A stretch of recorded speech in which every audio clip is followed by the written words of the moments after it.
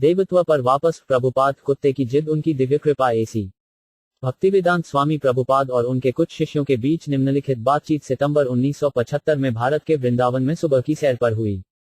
श्री प्रभुपाद, लोग केवल इंद्रिय तृप्ति के लिए प्रयास कर रहे हैं। वे जीवन का उद्देश्य भी नहीं जानते हैं। तो हमारा मिशन इस अज्ञानता को मिटाना है। वे जीवन की गलत धारणा के तहत जी रहे हैं। आध्यात्मिक अवधारणा नहीं, बल्कि भौतिक अवधारणा। भक्त, काठमांडू में मैं लोगों से पूछ रहा था, सिगरेट पीने से यह कैसा आनंद? आपको खांसी आ रही है। नशा, विष मतलब विष। तो आप वास्तव में अपने आप को जहर दे रहे हैं। यह विवेक है? यही मानव जीवन है। तो ये लोग अक्सर मुझसे कहते थे, ठीक है, मैं बाद में सिगरेट छोड़ दूंगा। श्री प्रभुपाद, कम से कम वे गलती तो स्वीकार करते हैं। क्या वे नहीं? भक्त, हाँ, कुछ लोग करते हैं। मैंने इन सभी लोगों को कर्म के बारे में याद दिलाया। आप जानते हैं, इस जीवन में अपनी गतिविधि के अनुसार आप अपने अगले जीवन की तैयारी कर रहे हैं। अगर आप आध्यात्मिक जीवन जीते हैं तो आप आध्यात्मिक दुनिया में जाएंगे। यदि आप एक भौतिकवादी जीवन जीते हैं, पशुवादी, तो आप भौतिक संसार में रहेंगे और पशु बन जाएंगे। और वे सब मान गए। हाँ, मैं कर्म के नियम के बारे में जानता हूं, लेकिन जब मैंने कहा, तुम कृष्ण की सेवा क्यों नहीं करते? उन्होंने कहा, बाद में। श्री प्रभुपाद, हरे कृष्ण। भक्त, तो श्री प्रभुपाद, क्या श्रीमद् भागवत में आपके निर्देश इन लोगों की वासना को रोक सकते हैं? या क्या हमें यह आशा करनी चाहिए कि किसी तरह वे इंद्रिय तृप्ति का आनंद लेने के अपने प्रयासों में निराश होंगे? श्री प्रभुपाद, वे निराश हो रहे हैं। भौतिक दुनिया में कौन सफल है? क्या आप किसी ऐसे उदाहरण का नाम बता सकते हैं जिसमें कोई वास्तव में सफल रहा हो? हंसते हैं। एक संक्षिप्त विराम फिर। भक्त, इस भौतिक संसार में हर जगह लोग दुखी हैं।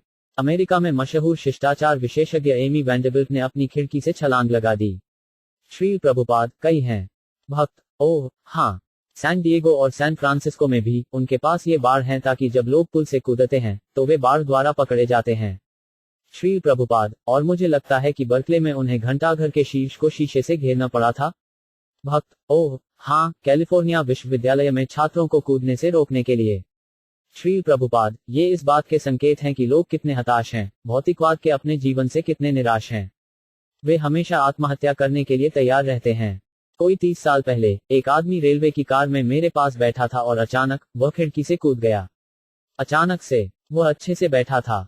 वह क्या सोच रहा था मुझे नहीं पता, लेकिन उसने खुली खिड़की का फायदा उठाया और कूद गया। मैंने उसे देखा। भक्त, एक प्रकार के पागलपन ने उसे वश में कर लिया। श्री प्रभुपाद, पागलपन से हर कोई अभिभूत है। हर कोई जो इस भौतिक दुनिया में खुश रहने की कोशिश कर रहा है, हर कोई पागलपन से अभिभूत है।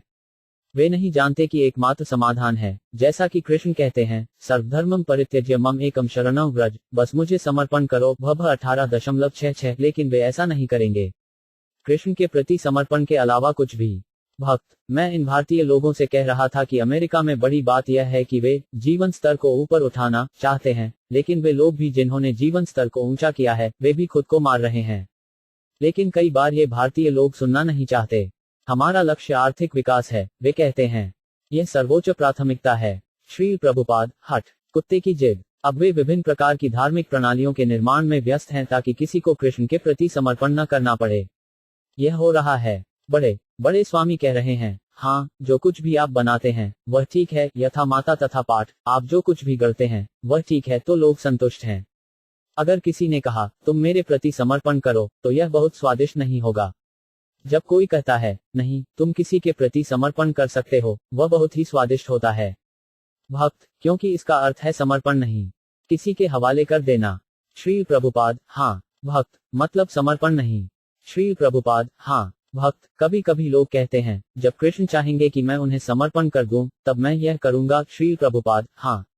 ऐसी धूर्तता। आपको लगता है कि कृष्ण इसके लिए तैयार नहीं है? धूर्त, जब वे भगवत गीता में कहते हैं, आपको यह करना चाहिए, आपको मेरी शरण में जाना चाहिए। भक्त, कभी कभी लोग कहते हैं, जब कृष्ण मेरे हृदय को उनके प्रति खोल देंगे, तब मैं समर्पण कर दूंगा। श्री प्रभुपाद, लेकिन तुम्हारे पास दिल नहीं है, तुम्हारे पास बस पत्थर है।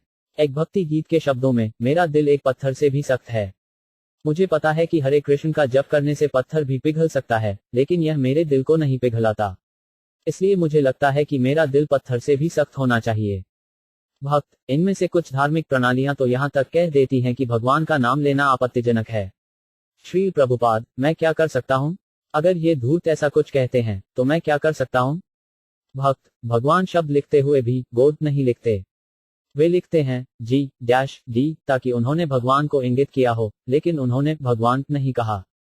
यह उच्चारण करने के लिए बहुत पवित्र है, ऐसा वो कहते हैं। श्री प्रभुपाद वे यह भी कह सकते हैं, रोडी हंसी, यह अच्छी तरह से भगवान के बारे में उनके विचार को व्यक्त करेगा। भक्त शून्य उनके प्रति उनके प्रेम का प्रतीक है। श्री प्रभुपाद हाँ, शून्य दोनों पक्षों G और D को नियंत्रित कर रहा है। यदि आप किसी चीज को शून्य से गुणा करते हैं तो वह क्या बन जाती है? भक्त शून्य। श्री प्रभुपाद बस इतना ही। इस तरह की सोच है सूर्यवादी, शून्यवादी। यह सफल आत्महत्या है। लेकिन हम जानते हैं कि जीवन शून्य नहीं है, क्योंकि ईश्वर शून्य नहीं है।